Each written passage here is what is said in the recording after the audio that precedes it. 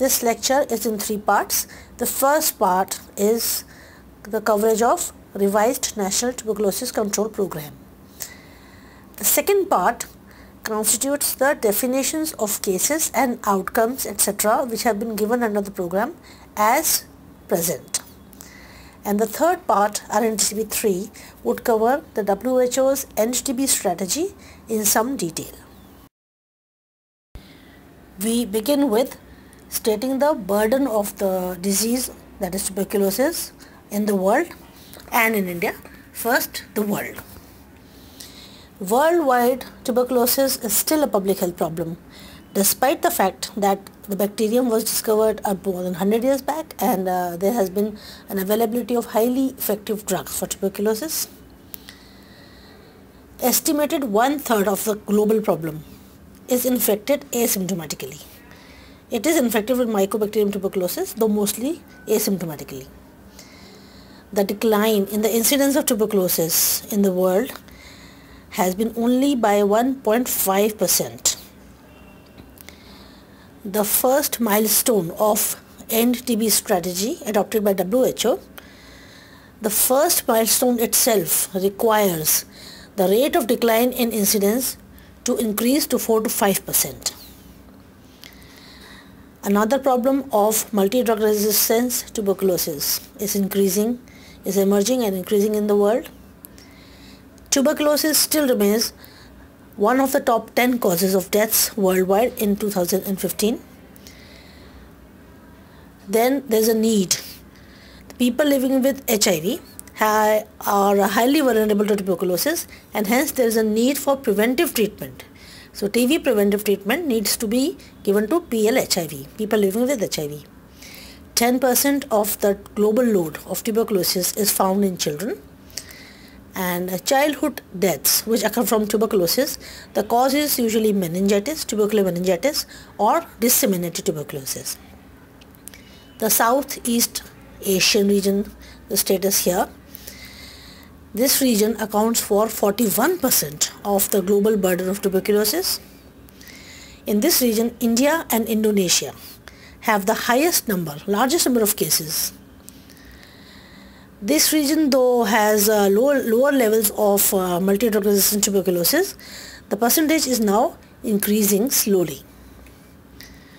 So WHO has set the international standards for tuberculosis care, so they are more relevant for this area. For past 2 decades, the TB control efforts are guided by DOTS strategy, which will be discussed in detail in the lecture, and Stop TB strategy. The Stop TB strategy was designed by WHO to achieve the global TB targets of Millennium Development Goals, which were finished off in 2015. So then the WHO End-TB strategy came in May 2014 to end the TB epidemic. After the Stop TB strategy ended, WHO launched End-TB strategy. And ending the epidemic of tuberculosis is among the health targets of the Sustainable Development Goals, or SDGs, which replace the MDGs.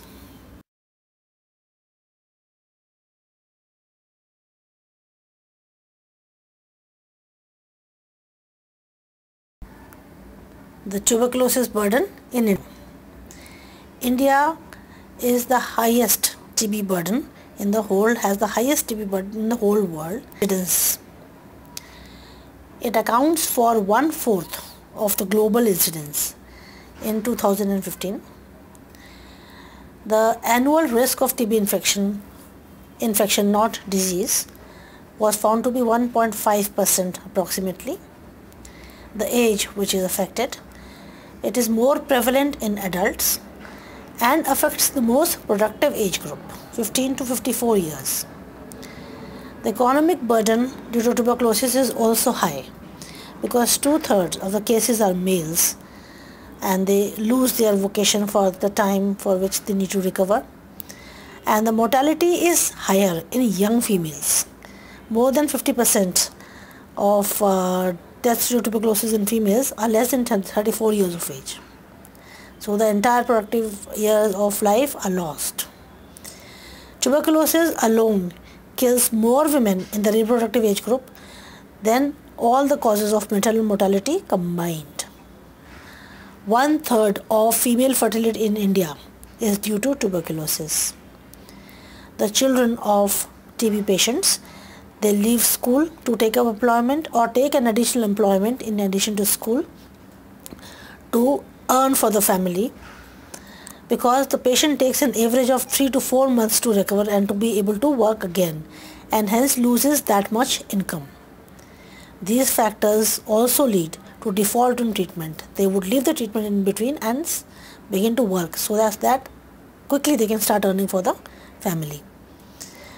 More economic burden is due to mortality, that is loss of productive years of life, than morbidity. Mainly, tuberculosis is mainly a disease of poor, mainly, like laborers, slum dwellers in the tribal areas, etc. And the main reasons for the spread of the disease in India are poor living conditions, malnutrition, shanty housing, overcrowding. Then with the advent of HIV increases susceptibility to tuberculosis, and tuberculosis is one of the earliest opportunistic disease in HIV positive. HIV is the most potent risk factor for progression of infection to disease. As we said, 1/3 of the population is infected with disease, infected with the bacteria but do not have the disease. But presence of HIV is a very potent risk factor for progression from infection to disease. We have reason to think that in India we may have crossed the peak of the epidemic curve of tuberculosis, and this may be a beginning of the declining limb of the epidemic curve, because the drug resistance due to TB is the death rate due to tuberculosis is declining. Prevalence of tuberculosis is declining in the younger age groups. But the newer challenges now is to extend the umbrella of quality TB care, that is in addition to just medicines, the compliance and rehabilitation, etc., and to include patients who report in private sector.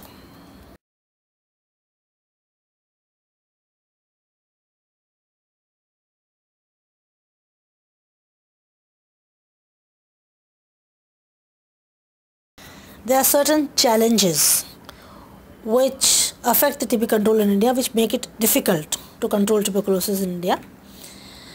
Decades of unrestrained transmission has left hundreds of millions of Indians with latent TB infection, not disease, but infected with tuberculosis, which may activate anytime into disease. A significant proportion of the population in India is undernourished, which weakens immunity and drives TB activation or reactivation. A considerable number of more people suffer from risk factors for tuberculosis, which are diabetes, indoor air pollution from cooking stoves or smoking. The dense growing urban environment facilitates the transmission of disease across all economic strata. Infectious TB cases, they spread disease to their family and the surrounding community because of delayed diagnosis and inadequate treatment, especially those who seek care from private providers. Then a large burden of multi-drug resistant tuberculosis and even extensively drug resistant tuberculosis go undetected and continue to transmit disease, and that too drug resistant disease. The treatment of drug resistant disease is long, toxic and costly.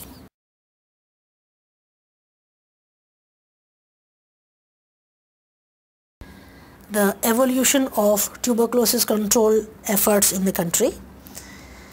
The National Tuberculosis Control Program was initiated in India in 1962 to control the high burden of tuberculosis, and it was designed as a domiciliary treatment, that is, the patient would take the medication home, self-administered standard drug regimen. So the patient would come either in 15 days or 1 month, collect 1 month or 15 days medication and would self-administer it every day and then come back for the next month's supply. A review of the National Tuberculosis Program 30 years later concluded that nothing much had changed. That National Tuberculosis Program was a poorly managed, inadequately funded program and could not achieve any tuberculosis control despite 30 years.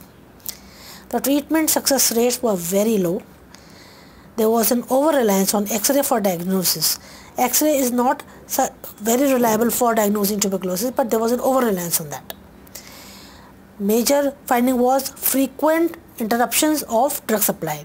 So when a patient would come for collecting drugs and will find that the pharmacy is out of drugs, would go empty-handed, he is not able to buy drugs from private dealers, and so would interrupt the treatment and may or may not report back when the drugs supply resume. So it leads to very frequent interruption in the treatment. So because of these factors, default rates remained high and the death rates due to tuberculosis was still high despite 30 years of the program. So it was decided to overcome these shortcomings. A revised strategy was adopted in the program called DOT strategy given by WHO and was pilot tested in 1993. The pilot testing adopting DOT strategy was initiated in a few districts, and encouraged by the results of this pilot testing, the National Tuberculosis Control Program was revised and called Revised National Tuberculosis Control Program in 1997. This revised National Tuberculosis Control Program had adopted the DOTS strategy. DOTS means Directly Observed Treatment Short Course. During the first phase, RNTCP started out from a few pilot districts, rolled over the country and achieved countrywide coverage by 2006.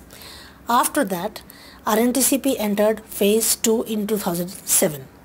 In this phase, efforts were made to consolidate the gains that were made during the rolling out and widening the services under RNTCP. The new initiatives which were added in the second phase were wider collaboration with other sectors other than health, and development of standardized treatment for all TB patients and diagnostic facilities provision to all TB patients, that is whether they are presenting to private sector or to government sector. The efforts were made to extending the facilities and treatments to patients reporting to private practitioners as well, and improving the access of RNTCP services to marginalized population like slum dwellers, tribal groups, etc. The objectives of RNTCP were, when it was initiated, to achieve at least 85% cure rate. Among whom? Among the new patients, new smear positive pulmonary patients who were initiated on treatment under the program, and to achieve a detection rate of at least 70% among the estimated cases. So it was important to first reach a cure rate of 85% among the new patients, and then once we reach the 85% cure rate, to strive for increasing the case detection rate to at least 70% of the estimated cases. Remember, achieve the cure rate of 85% before attempting to increase the case detection rate.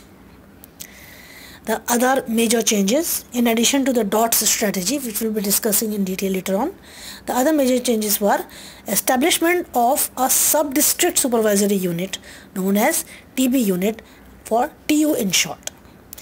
And second, decentralization of the diagnostic and treatment services, with the treatment given under the support of DOT provider at the community level. So the drugs were not supplied by the district office, so the patient had to come from the faraway areas or district areas for treatment and diagnosis and then treatment. So these were decentralized to the peripheral units, and the treatment was ultimately provided by somebody in the community itself.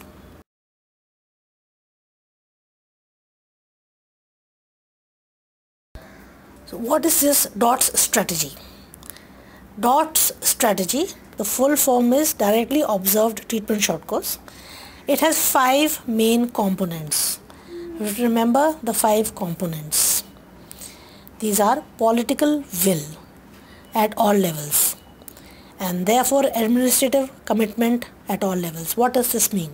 That the government will have the will to control tuberculosis, and so any day-to-day problems occurring in the activities for tuberculosis control will be taken care of and resolved with full political commitment.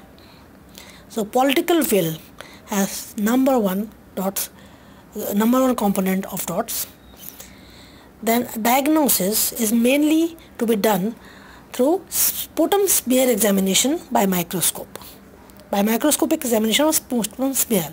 For that we need quality microscopic services and quality trained lab technicians. So provision of those would require again political will, so as to have these services at the very last level to diagnose the cases.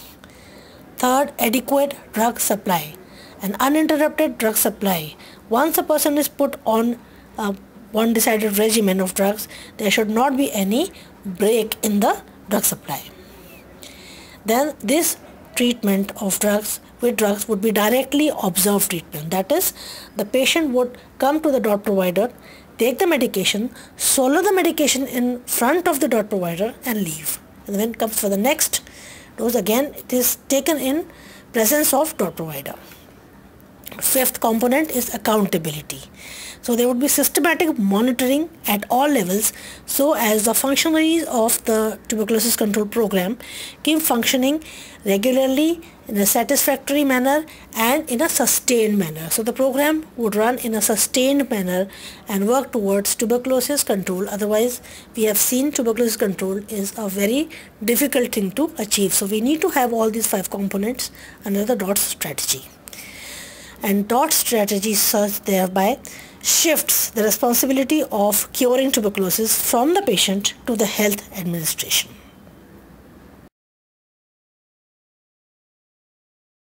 The structure of revised National Tuberculosis Program, that is how it is controlled. The structure of RNTCP comprises of 5 levels. First is national level, second is state level, and district level, like any other program. In addition, there is a sub-district level and the peripheral health institutions which deliver the services. At the national level is the central TB division, which has the program manager, that is RNTCP program manager, which plans, supervises, monitors, evaluates at the national level. Then there are committees for TB diagnosis and treatment, committee for laboratory supervision, committee National Technical Working Group for TB and HIV coexistence. Then at state level, there is State TB Cell controlled by State TB Officer. It has State TB Training and Demonstration Center, State Drug Store, that's drug store at the state level, and other things. At the district level is District TB Center. So Central TB Division, State TB Cell, District TB Center under the District Tuberculosis Officer. It has drug-resistant TB centers at this level. Then sub-district level, which is a new level added in this program. Then the institute is Tuberculosis Unit, which is established 1 TU per 1.5 to 2.5 lakh population. This level has been created for augmentation of peripheral level supervision. So supervision at sub-district level. So TU is the sub-district supervisory unit. It has a medical officer called TB Control Medical Officer or MOTC, who has the overall responsibility of management of the program and is assisted by Senior Treatment Supervisor STS and Senior TB Lab Supervisor or STLS. The medical officer ensures regular supply of drugs in the sub-district where it exists and is responsible for preparing the quarterly reports on case finding, sputum conversions, treatment outcomes, etc. The Senior Treatment Supervisor and Senior TB Lab Supervisor are present. One TB Lab Supervisor supervises 5 DMCs in the sub-district. We'll talk about DMCs, which are more peripheral level. And Treatment Tuberculosis Unit is the nodal point for TB control activities in the sub-district. Then finally is the peripheral health institutions, which may be at the PSC level, CSC level, dispensaries, hospital, wherever possible within the district. They have designated microscopy centers, which is established at least 1 per 1 lakh population and 1 per 50,000 population in tribal, hilly and difficult areas. These designated microscopy centers or DMC may be located in medical college, corporate hospital, ESI hospital or dispensary, railways, dispensaries, NGOs, private hospitals, whatever is convenient. Then at the peripheral level there are also treatment centers, that is the centers which provide the drugs, and they are responsible for accurate maintenance of TB registers, so all the patients who are coming, getting registered and getting the treatment, and timely submission of the quarterly reports of the treatment to the district level. And DOTS providers are the most peripheral level, who provide the drugs to the patients, and in presence of whom the patient follows the medicine. So the structure of RNTCP or organogram of RNTCP depicted diagrammatically. As we discussed, at the central level is a central TB division at the central government. At the state level is the state TB office or state TB cell under the state TB officer. Under the state TB office are state TB training and demonstration center, intermediate reference laboratory, state drug store. District level, district TB center under the district tuberculosis officer. Tuberculosis unit at the sub-district level with MOTC, STS and STLS, and designated microscopy center with medical officer if there and lab technicians. Finally, DOTS center, which provides the drugs to the patients who come, and there's a DOT provider which can be multi-purpose worker or an NGO worker or any private practitioner or any community volunteer. So the peripheral level supervisory unit is a sub-district tuberculosis unit. Its main functions are maintain the tuberculosis register, organize the effective diagnosis and see any problem which are coming in the tuberculosis diagnosis, microscopy center, etc. Direct observation of the treatment, see to it that the direct DOTS is effective, prepare quarterly reports, ensure adequate supply of drugs, and involvement of other sectors in RNTCP, and ensure effective IEC activities so the patients know that it is important to come and collect the drug and swallow them in the presence of the DOT provider.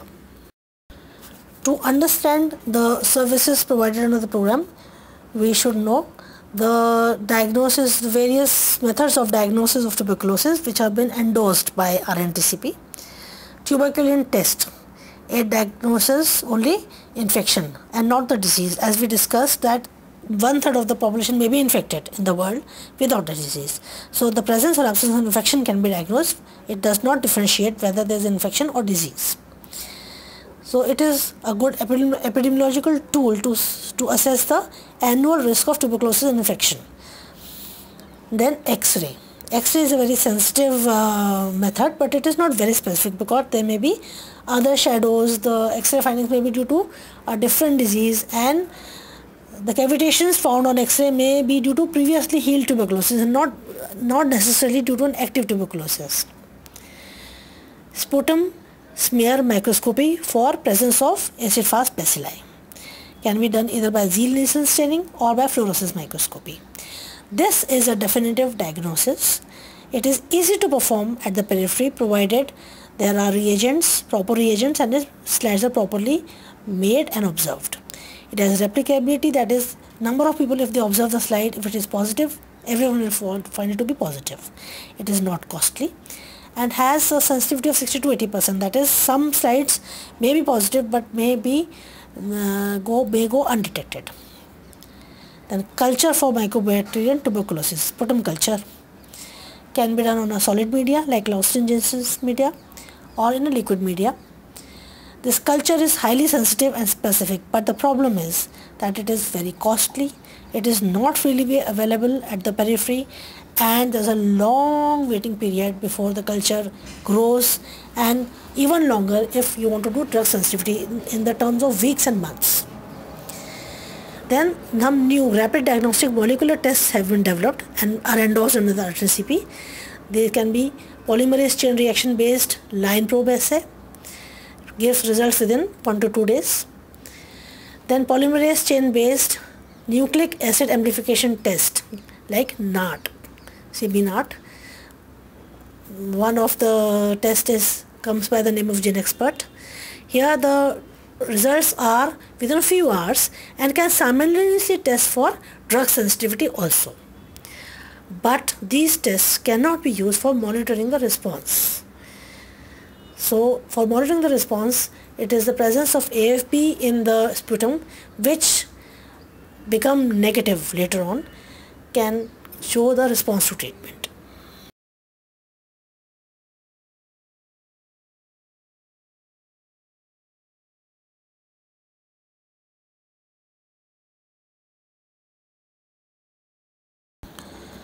Now, sputum microscopy as a form of diagnosis rather than chest X-ray is more desirable. Why?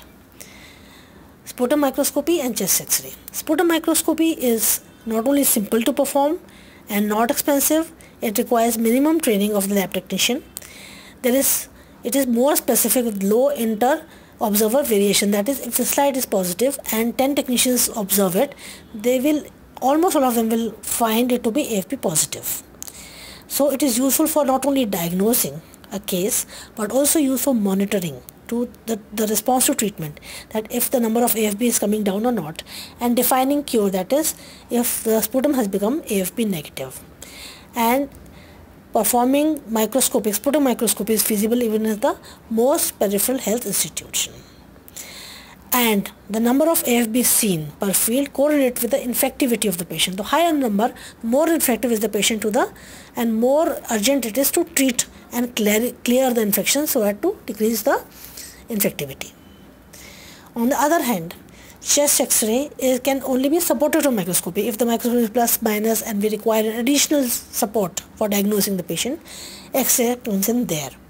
There is high inter-observer variation in the X-ray films because there is no shadow, which is typical of tuberculosis. And therefore 10 to 15 culture positive, that is proved tuberculosis cases, are not diagnosed on chest X-ray examination alone. And 40% of the diagnosed X-ray cases may actually be cases of old tuberculosis. They may not have active tuberculosis at present. So any cavitation that was formed in the initial tuberculosis, which is now treated and inactive, would remain there on the X-ray. So the person may not have active tuberculosis. The laboratory network under RNTCP and quality assurance of the sputum smear examination. It is very important to have quality assurance, assured microscopic services at the peripheral level. At the national level, we have National Reference Laboratory, at present 6 in number. These are listed below. At the state level, we have Intermediate Reference Lab IRL, which are supervised by the National Reference Labs, and they supervise the designated microscopic centers. One IRL in one state can be located in State TB Training Demonstration Center, all in the State Public Health Laboratories on the Medical College. Function of IRL includes supervision and monitoring of the external quality assurance activities in the microscopic centers, to perform microbacterial culture in cases where it is difficult to establish diagnosis, and perform drug sensitivity tests. It conducts drug resistance surveillance. We will talk about this in a little more detail later. It ensures proficiency of the staff at the most peripheral level who are performing the spear microscopy. IRL trains the senior TB lab supervisors who look after the DMC lab technicians, and conducts on-site evaluation in each district at least once a year. On-site evaluation is the person from IRL or maybe National Reference Lab goes to the DMC and observes the procedures being followed over there and the quality of microscopy being done. And finally, the designated microscopic center, DMCs, which are performing the microscopy examination of the sputum. DMC is the most peripheral lab under the program. One DMC per lakh population, per 50,000 in tribal and hilly areas. The quality assurance activities at DMC have all the three, that is on-site evaluation by personnel from IRL or national level, panel testing, and random blinded rechecking of the slides. We will discuss about these things next. How is quality assurance ensured of smear microscopy? An effective quality assurance system is of crucial importance to the program. So 3 external quality assessment activities are undertaken to evaluate lab performance. These are on-site evaluation, that is a field visit to obtain the realistic assessment of the conditions and skills practiced in the DMC. Second activity is panel testing, that is, it is used to determine whether laboratory technician can adequately perform AFB smear microscopy, that is a kind of testing the clinical skills. And third is random blinded rechecking of the slides. On-site evaluation is done at least once a month by the STLS. One STLS does for 5 microscopic centers. Once a year from a high level IRL or NRL level person. And then additional visits may be performed if poor performance has been identified on these routine visits. Panel testing, where a lab technician is tested, evaluates the individual's performance in staining and reading of the slides, so they are regularly tested for their capabilities, and it is used for IRLs and district tuberculosis centers because these institutions do not have routine slides for checking. So those who are supervising DMCs and those who are training STLS are also tested by the panel testing. Random blinded rechecking of the slides is done at the district level by the STLS. They sample the slides collected monthly from the DMCs and then these are checked.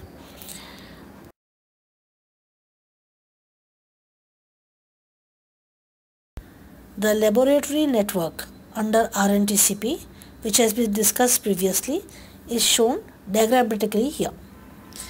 So different levels of laboratories under the program are: at the national level, at the level of the Central TB Division, we have national reference labs. At the state level, at the level of the state TB cell, we have intermediate reference labs, 1 per state at present. At the district level, we have district TB center, no lab here. Then at the sub-district level, at the level of the tuberculosis unit, we have the senior TB lab supervisor. So the person associated with quality assurance of microscopy at sub-district level is senior TB lab supervisor. Under each TU are 3 to 5 designated microscopy centers where the lab technician actually collects the sputum, makes a smear, stains them and does the microscopy and gives report. So the supervision begins with the National Reference Lab, which there is a lab committee which supervises the working of Intermediate Reference Lab at the state level, which supervises the District TB Center with a team of the microbiologist at the Intermediate Reference Lab and all the lab technicians who are working in the Intermediate Reference Lab. The District TB Center actually does not have any laboratory setup. It is the tuberculosis units at the sub-district level where the senior TB lab supervisor sits and supervises 3 to 5 designated microscopy centers. STLS regularly visits these designated microscopy centers and checks the quality of smears made, the quality of staining and whether the reporting of the slides is correctly done or not. He then makes a feedback report and submits text to the tuberculosis unit. These are all compiled at the district TB center and the district TB center sends the reports to Intermediate Reference Lab. The Intermediate Reference Labs then send the reports, the compiled reports of the lab network and their functioning to the state TB cells and to the National Reference Lab. Finally, Central TB Division receives all the feedback and it compiles and publishes the report on the performance of the laboratory network under RNTCP.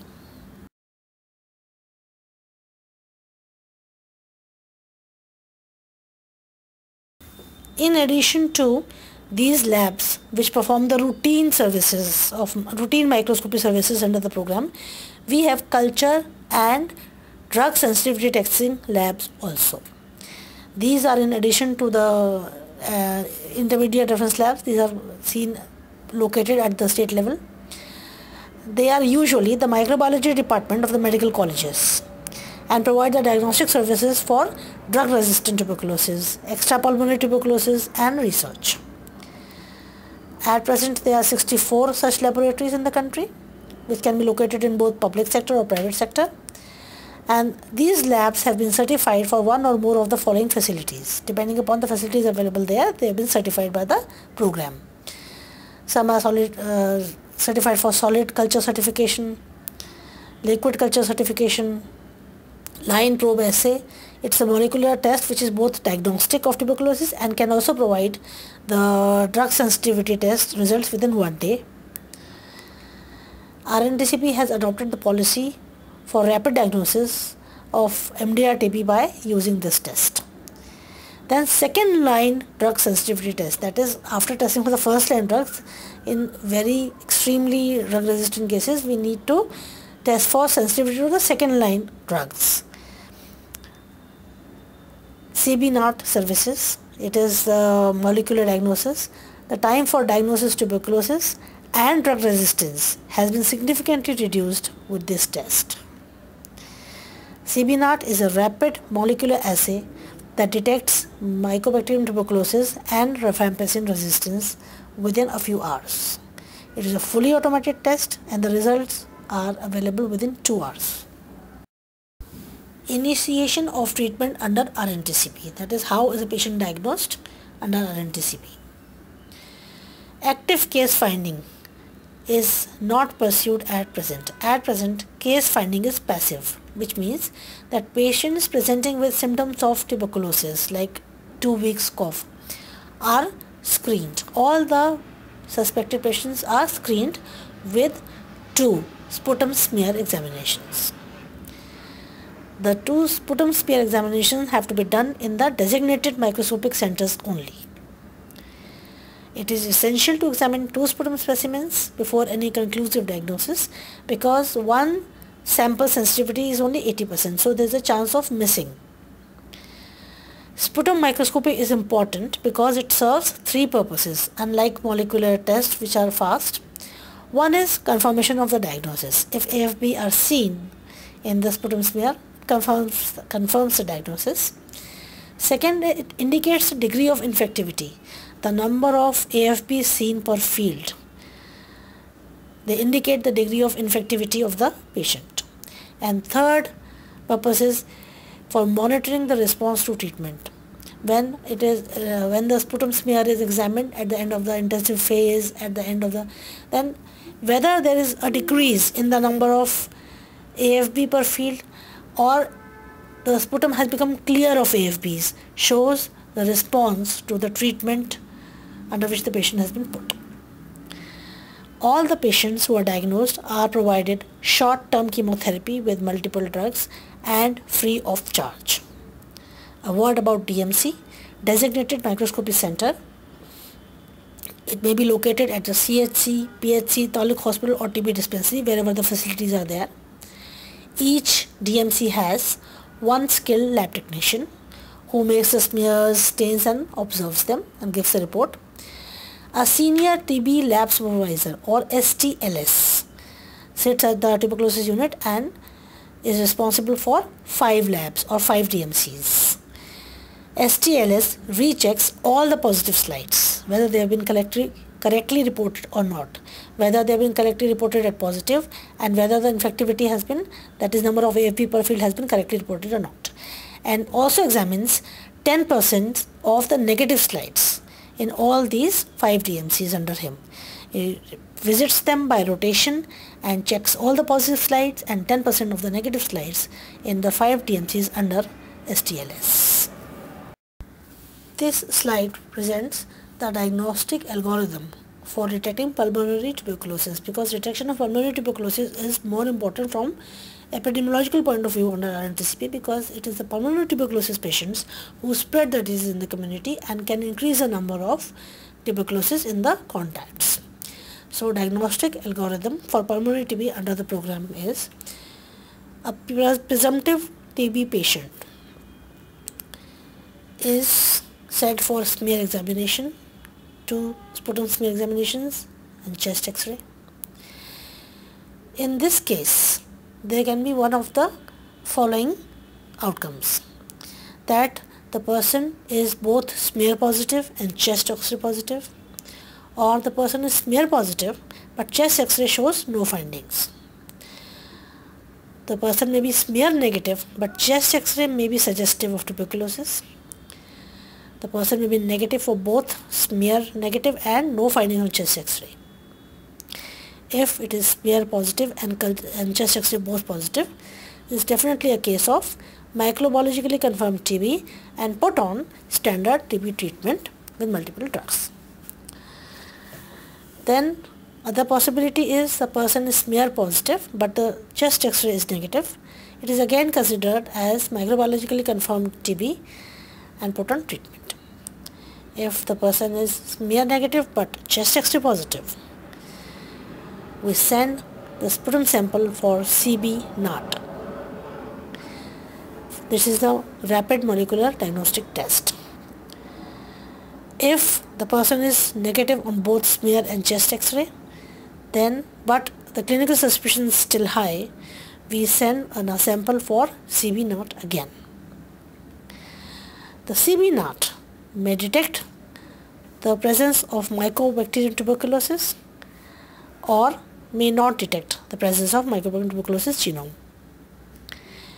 When Mycobacterium tuberculosis is detected, it further tests for presence of rifampicin sensitivity. It may be rifampicin sensitive or may have the genome for rifampicin resistance, or may give an indeterminate test. If rifampicin positive, the person is microbiologically confirmed tuberculosis and put on treatment.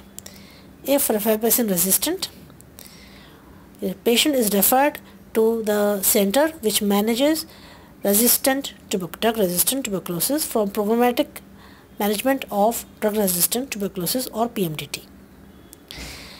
If the resistance report is indeterminate, repeat CB NAT on a second sample of sputum.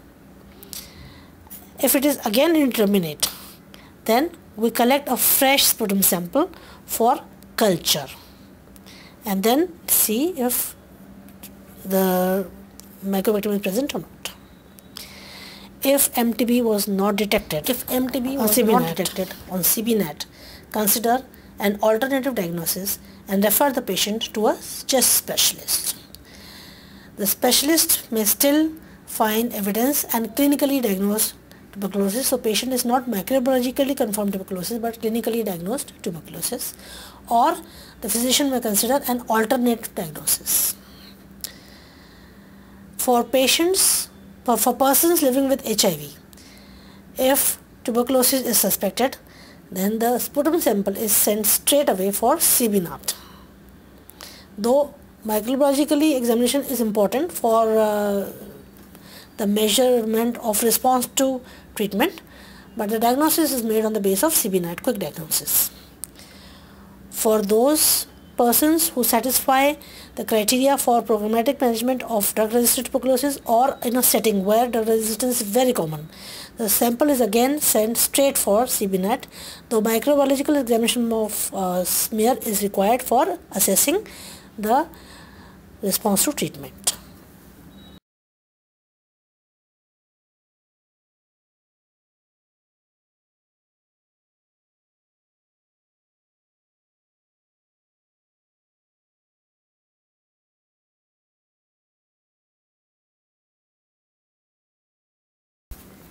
Principles of drug regimen under RNTCP.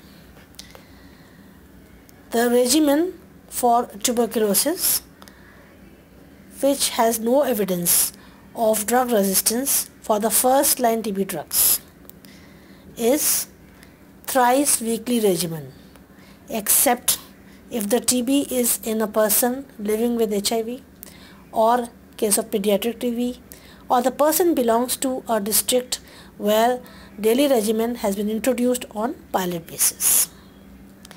First, the patient is categorized as per the table given in the next slide, and then he is put on the regimen which is associated with that category. Any regimen consists of two phases, intensive phase and the continuation phase. The intensive phase in regular treatment is thrice weekly doses, 3 doses a week. All the 3 are supervised in the intensive phase. In the intensive phase, a combination of a larger number of drugs is given to render the patient non-infectious faster and effectively. In the continuation phase, thrice weekly doses are given again, but only the first dose is supervised. The remaining 2 doses for the week is given to the patient for taking at home. The patient consumes the drugs at home and brings the empty blister combi pack for the next week's first visit.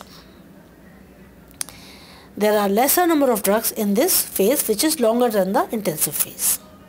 The entire course is provided in patient-wise boxes, that is, one box on which the name of the patient is written has 2 packets, one for intensive phase, one for continuation phase, and this box is kept reserved for this one patient only, so that there is no interruption in the drug supply for this patient once registered and allotted a box. DOTS is a community-based treatment. It combines the benefits of supervised treatment and community-based care. This ensures high cure rates due to 3 components of DOTS, not 3 components of observed therapy, because appropriate medical treatment is being given as per the RNTCP principles and after a proper workout of the patient, and the treatment is supervised and monitored by someone in the community, whereas the disease status is monitored by the health services by repeat sputum smear examinations. So the best of all is combined. DOTS can be given by peripheral workers, can be multipurpose worker, volunteers such as teachers, Anganwadi worker, DAIs, ASHA, ex-patients, social workers, etc. The one who undertakes the responsibility of supervising the treatment to this patient is known as the DOT agent and is paid an incentive of Rs 150 upon completion of the treatment by one patient. This table summarizes how the patient of no drug resistance diagnosed are categorized and what regimen is given for the category. The first category is category 1 and comprises of newly diagnosed cases, cases diagnosed for the first time, and they are allotted a red box which has all the drugs for both the phases. This category consists of new sputum positive cases, new sputum negative cases, new extrapulmonary cases and others. Definition of these cases is given in part 2 of the lectures. The regimen which they are put upon consists of 2 months of intensive phase with 4 drugs given thrice weekly and 4 months of continuation phase with 2 drugs given thrice weekly. Sputum is tested again after 2 months. If it is negative, it has converted to negative. We begin the continuation phase and test the sputum again at 4 and 6 months. If the sputum is still positive, we continue the intensive phase for 1 more month with the 4 drugs and then shift on to continuation phase and complete the treatment in 7 months. Second category is category 2, consists of previously treated patients and the drug regimen is put in a blue box for them. This category is comprised by sputum positive relapses of tuberculosis, sputum negative failure or sputum positive failure, sputum positive treatment after default, others. The definition of all this is given in part 2 of the lecture on RNTCP. The patients in this category 2 of previously treated patients have an intensive phase of 3 months, 2 plus 1, and a continuation phase of 5 months. In the intensive phase, 2 months, 5 drugs, 1 month, 4 drugs, and then continuation phase of 5 months with 3 drugs. The sputum in this category is tested for positivity after 3 months. If the sputum has turned negative, we begin the continuation phase and test the sputum at 5, 6 and then completion. If the sputum is still positive, we continue the treatment intensive phase for 1 more month and test again at 4 months. If the sputum is still positive, we consider drug resistance and refer the patient to the center which has facilities for culture and drug sensitivity testing and management of drug resistant cases. The short forms: H stands for isoniazid or INH, Z pyrazinamide, R rifampicin, E ethambutol, S streptomycin.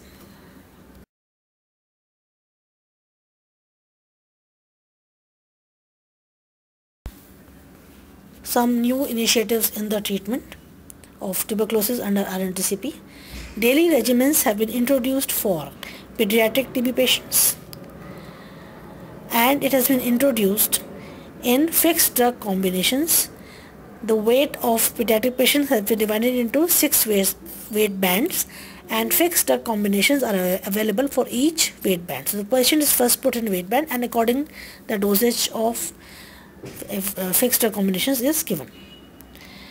The option for family member as a DOT provider has been incorporated for pediatric tuberculosis. Initially, a family member was not relied upon as a DOT provider, but for pediatric TB, an option for family members as DOT providers is included. Daily regimen is given to all the TB patients in those 5 states where it has been introduced on as pilot testing. Daily regimen for all patients who are co-infected with TB and HIV.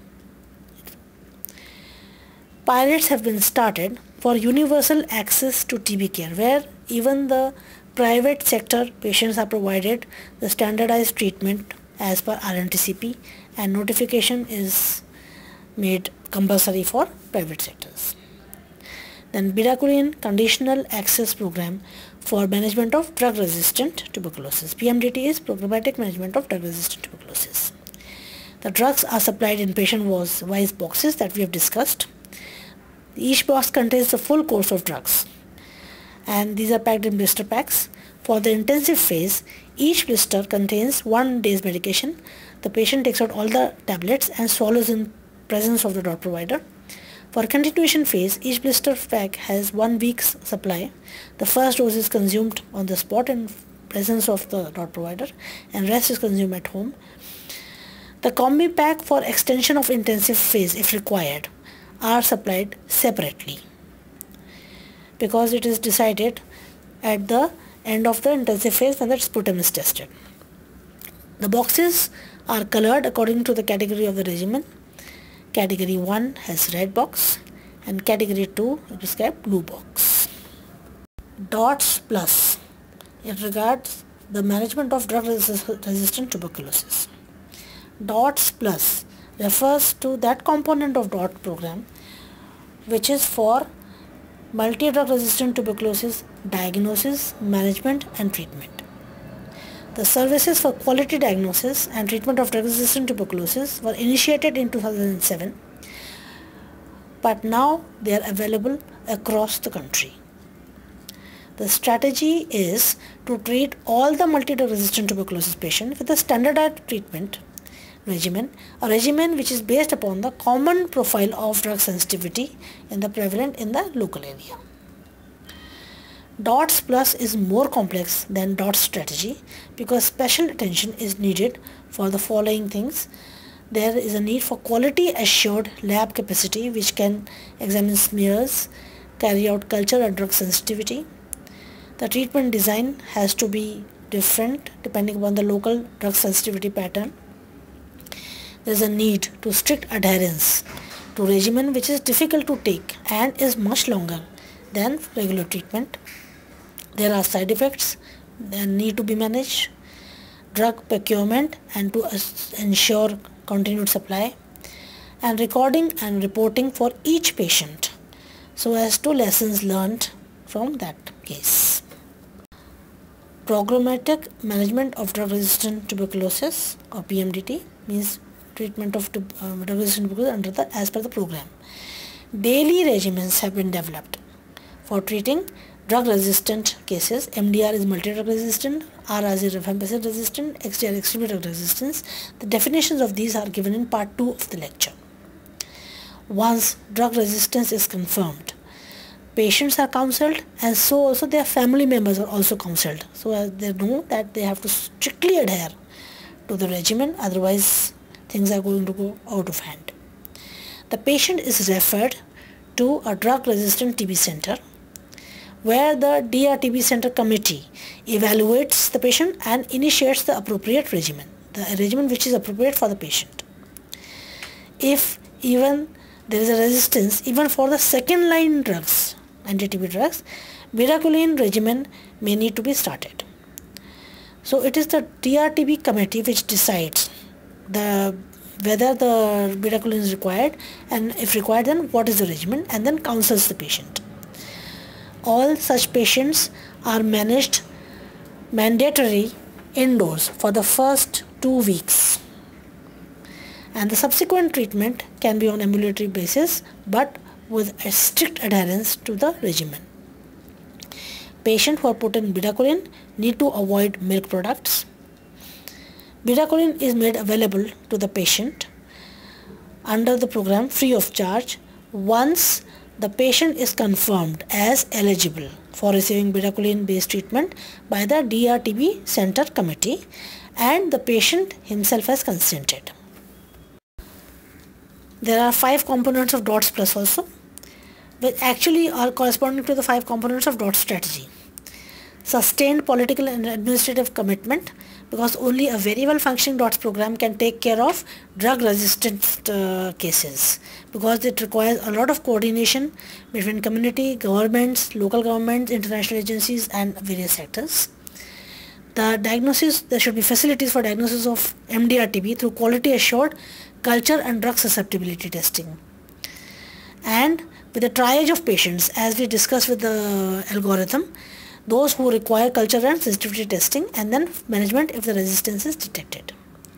It requires coordination with national laboratories and even higher laboratories. Then appropriate treatment utilizing second line anti-TB drugs. These again have to be given as directly observed with long-term adherence has to be ensured. So we have to decide a DOT agent who is reliable enough. And determination of treatment regimens which are evidence-based, that is depending upon the local sensitivity pattern of the drugs. And monitoring and management of adverse drug reactions. So the DOT provider has to be careful to detect the adverse reactions. He or she has to be taught about these and report immediately for management of drug reactions. It has to be ensured that the quality anti-TB drugs second line are given in an uninterrupted supply. And finally, recording and reporting system for DOTS Plus program, which enables the monitoring and evaluation of the program and of the treatment outcome. So accountability. Drug resistance surveillance. Surveillance for presence of drug resistance in the patients. Prevalence of drug resistance can be considered as an indicator of how effective are the TB control activities over a period of time. If TB control activities have been satisfactory, then there will be less emergence of drug resistance, because each and every case is taken to the cure, then less likely the drug resistance should evolve. The aim of drug resistance surveillance is to determine the prevalence of drug resistance among new cases and previously treated sputum positive cases. So drug resistance surveillance is carried out in sputum positive cases, new cases and previously treated sputum positive. The surveillance was carried out in some states only, and the results reveal that the prevalence of MDR-TB was 2.5% in the new sputum positive cases and 16% in the retreatment cases. Newer initiatives which have been introduced in our NTCP recently, NICSHAI. This is for surveillance of TB in India. To monitor the program, NICSHAI is a web-enabled, case-based application which has been developed by the National Informatics Center or NIC. It establishes real-time TB surveillance through web-based electronic reporting and recording. So a patient once detected is reported electronically on the website of NICSHAI, and the response is also reported. So TB notification, and it is a TB notification and registration system for both public providers under RNTCP and private sector providers. It also records monitoring of the TB patient's treatment and to provide alerts to the patient for adherence. The following details of TB patients are entered once they are notified on the NICSHAI: the registration number, the details of the diagnosis, who is the dot provider, HIV status, contact tracing reports, treatment outcome, results of culture and DST tests if required, mobile number of the patient, because an SMS alert for strict adherence have to be sent. Some other details pertaining to RNTCP activities may also be entered.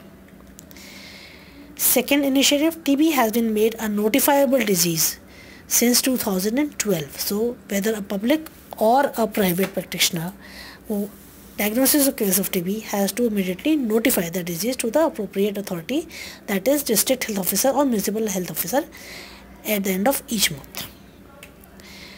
There is ban on serological tests for diagnosing tuberculosis. The serological tests, because they are based on antibody response, which is highly variable in tuberculosis and it is highly unreliable. So the current serological tests have poor specificity, and so their use, import, manufacturing, sale and distribution is banned by the Government of India. TB-HIV coordination. It is known that HIV infection increases the susceptibility to tuberculosis, which can lead to an increase in incidence of tuberculosis and otherwise a controlled situation. Moreover, an HIV positive person who gets pulmonary positive tuberculosis is equally efficient in transmitting this infection to others as a HIV negative pulmonary sputum positive case. So it is of utmost importance that TB-HIV coordination is achieved and the control activities of TB are coordinated with the control activities of HIV. Such coordination started in 2001, and coordinating bodies have been constituted at the national and state level. These together carry out the surveillance. So the surveillance of tuberculosis and HIV are integrated.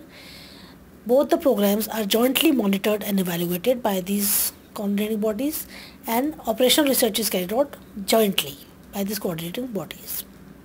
What are these collaborative TB-HIV activities? TB case findings among those who are presenting to HIV testing centers, also known as ICTC or Integrated Counseling and Testing Centers, and among those who are registered with ART centers for treatment of HIV positive. Those who are TB patients, HIV testing of them is now routinely done.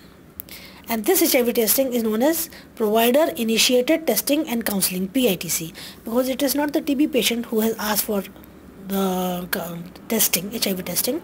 It is the treatment provider who initiates this testing. So it is known as Provider Initiated Testing and Counseling, PITC, because no HIV testing is carried out without counseling. So persons who are found to be HIV positive are eligible. Among those TB patients who are HIV tested and are found to be positive, they are eligible for the free HIV care at ART centers, which are otherwise managed by the state AIDS control societies. So HIV positive patients who are put on second line TB treatment because of drug resistance, if they are put on these, one of which drugs may be protease inhibitor, then they are eligible to get rifabutin based TB treatment in place of rifampicin, because rifampicin has severe side effects on those HIV patients who are on protease inhibitors. So they get rifabutin free of charge under the program. It has been decided to expand HIV screening at all the designated microscopic centers which do not have a coexisting ICTC. Provider Initiative HIV Testing and Counseling, PITC, is the policy in presumptive TB cases. Even if the case is suspected of tuberculosis, HIV testing is done.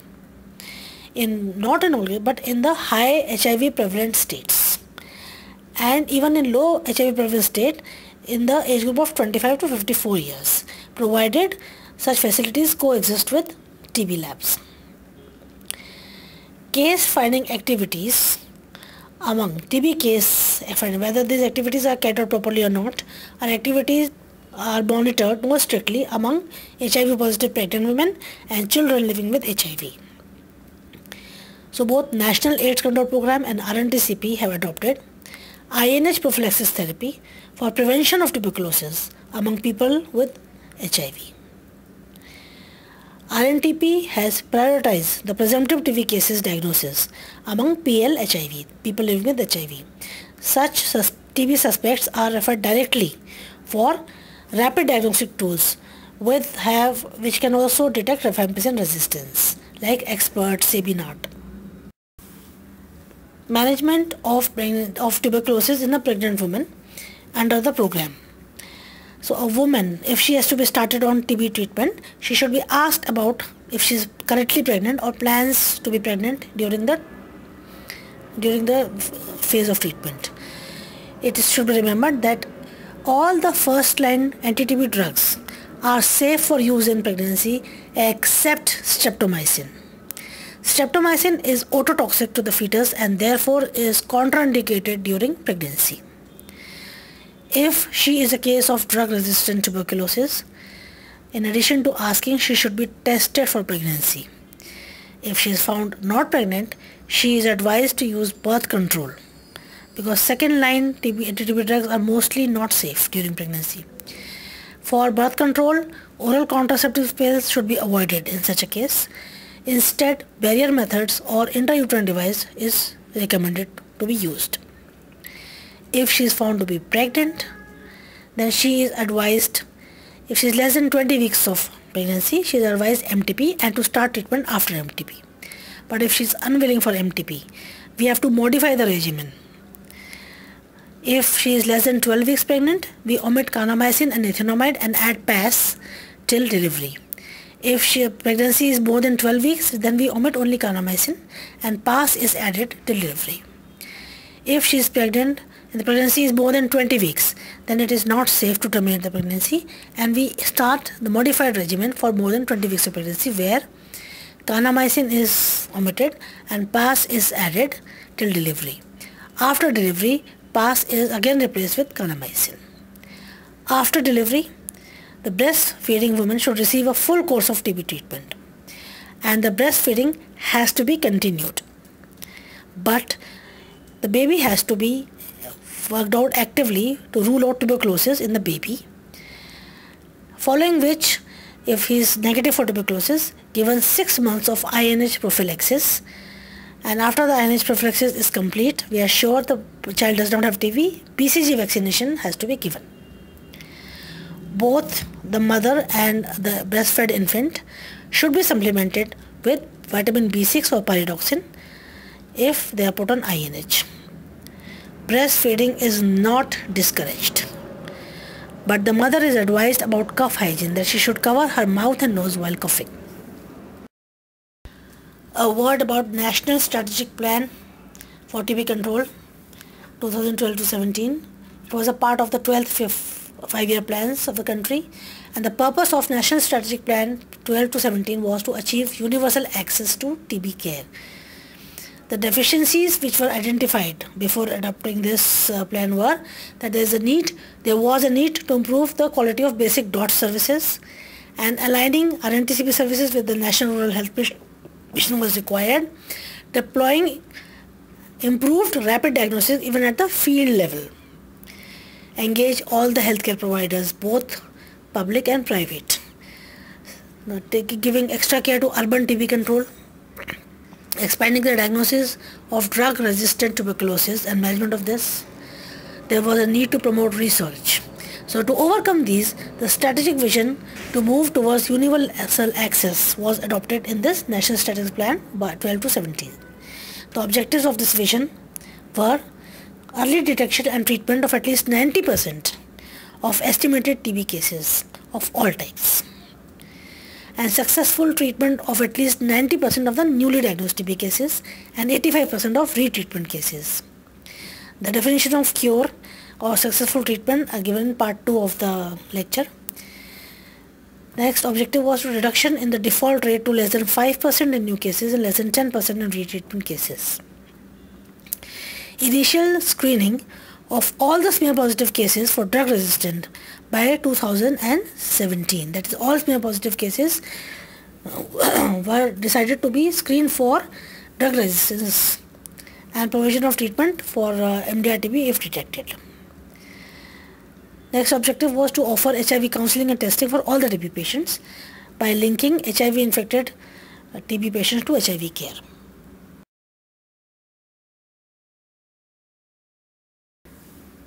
After 2017, there is National Strategic Plan for TB Elimination 17 to 25. It is a guide for TB control activities for achieving TB elimination, which is also a goal for the Sustainable Development Goals. Vision of TB elimination, NSP, is TB free India, which means zero deaths due to the disease and zero poverty due to tuberculosis. The goal is to achieve a rapid decline in the burden of tuberculosis, that is, rapid decline in the prevalence of tuberculosis while working towards the elimination. For this, there's a need to scale up the molecular diagnosis for tuberculosis, that is CBNAT, to be made available even at the most peripheral centers. Provision of digital X-ray with computer-aided diagnosis all across the health sector. Universal drug sensitivity test to at least rifampicin for all the TB patients who are diagnosed, and this to be done by CBNAT. In a phased manner, all the TB patients should be covered. Large-scale engagement for the private sector is seen under the program, both for early diagnosis, quality diagnosis, and notification through incentives given to private practitioners and provision of free drugs and diagnostic tests to those TB patients who report in the private sector. Then the new thing is active case finding activity in the vulnerable groups, not all over, but in the vulnerable groups, is to be adopted for this National Strategic Plan 1725. Vulnerable groups examples are living residents of slums, tribal areas, prisoners, mine workers, stone crushers, cotton mill workers, HIV, high-risk groups, those groups which are high risk for HIV, raw milk consumers, etc. So active case finding in the vulnerable groups is a new thing. This would be done by TB screening among the high-risk group by either house visits or target population visit. Then bidirectional screening of TB and diabetes mellitus, that is, screening for TB patients for diabetes mellitus and screening for diabetes mellitus for tuberculosis.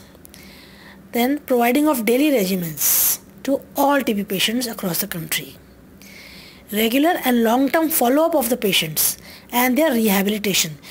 We would not leave the TB patients after treatment to go and enjoy life. We will follow them up regularly for any relapse and rehabilitation into the society. To enhance airborne infection control in the HIV TB care settings, and linkage of RNTCP with other national health programs like National Tobacco Control Program, National Program for Non-Communicable Disease. All the national programs for TB control, including RNTCP, are guided by WHO initiatives in TB control. DOT strategy was adopted by WHO in 1994. Stop TB strategy 2006. The components were as given below.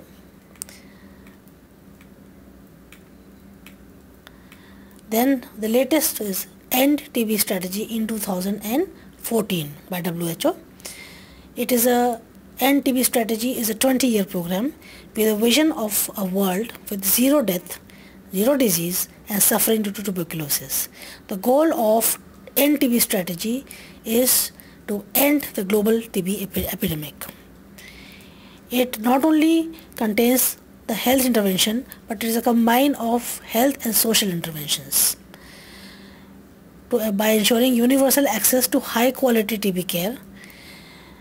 It identifies 4 barriers in TB control: weak health systems, Underlying determinants of tuberculosis like poverty, undernutrition, migration, aging, these increase the vulnerability, so that is why social interventions are required.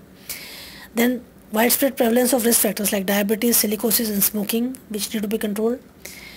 Third barrier is lack of effective tools for control, TB control.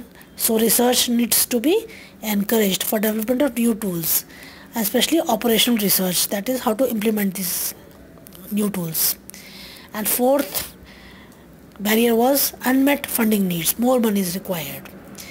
The End-TB strategy, WHO's End-TB strategy has 3 pillars, and each pillar has 4 principles and 10 components. End-TB strategy is discussed in greater details in a separate lecture. RNTB 3. Achievements of RNTCP in India. RNTCP now covers the whole country. Treatment success rate was reported to be good 88% in 2015. TB death rate has declined steeply from 1998, which was 25%, to 4% in 2015. CBNAT is now available in almost all the district level facilities. So India has been able to manage the scale of basic TB services and the rate of decline, but the rate of decline is still too slow to meet the 2030 SDG goals, which is also WHO's End-TB goal, and to meet the 2035 End-TB targets. So new interventions are required to hasten the rate of decline to almost more than 10 to 15% per annum. Efforts for achieving this rapid decline have been compiled into the National Strategic Plan for TB Elimination 2017-25. Millennium Development Goals were adopted and were to be achieved by 2015, which were replaced by SDGs or Sustainable Development Goals in 2015 by WHO. The TB related goals of MDGs were to bring down the TB death rate to 19 per lakh, to bring down the TB prevalence to 211 per lakh, proportion of smear positive pulmonary tuberculosis patients to be put under DOTS was 64%, and proportion of smear positive patients who were cured under DOTS was to be achieved 88%. On the right hand side is what India achieved in 2016 according to the annual report. TB death rate was 17 per lakh, prevalence 167 per lakh, proportion of smear positive put under DOTS 89 as against 64% goal, and proportion of those who were put under DOTS and declared as cured was 87% as against the goal of 88%. The definition of cured and treatment completed are given in part 2 of the lecture. The new Sustainable Development Goals, SDGs, the TB related goal is end TB epidemic by 2030, and ending the epidemic of TB has been defined as reduction in TB deaths by 90%, reduction in the incidence of tuberculosis by 80%, that is to less than 20 per lakh population, and 0% families which are affected with TB to face catastrophic cost due to tuberculosis.